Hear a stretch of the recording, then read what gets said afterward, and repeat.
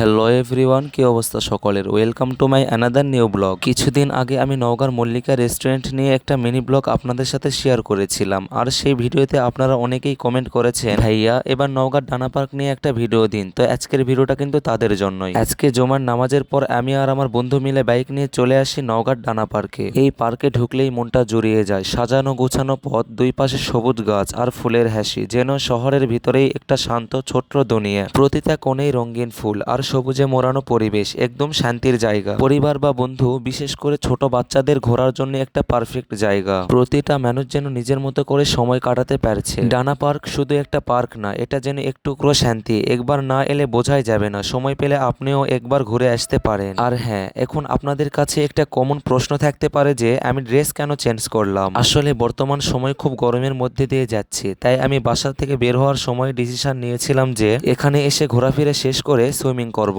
আর swimming করার short video আমি আগে আপলোড করেছি, আর সেটা হয়তো আপনারা অনেকেই দেখেছেন। শত শত সেলিব্রিটিদের সুন্দর সুন্দর ভিডিওর মাঝে আমার এই ছোট মিনি ব্লগটি আপনার যদি একটুও ভালো লেগে থাকে, তাহলে ভিডিওতে একটি লাইক আর কমেন্ট করে আপনার মন্তব্য আমাকে জানাবেন। আর গাইস, আমি কিন্তু নতুন ইউটিউবিং করা শুরু করেছি। আপনারা আমাকে বেশি বেশি করে সাপোর্ট করবেন, যাতে আমি আরো নতুন নতুন ব্লগ আপনাদেরকে উপহার দিতে পারি। তো গাইস, আজকের ভিডিওটা ছিল এত পর্যন্তই। আর পরবর্তী ভিডিওর জন্য চ্যানেলটা সাবস্ক্রাইব করে রাখতে পারেন। দেখা হচ্ছে নেক্সট কোনো ভিডিওতে। ততক্ষণ সুস্থ থাকবেন, নিজের খেয়াল রাখবেন। Take care.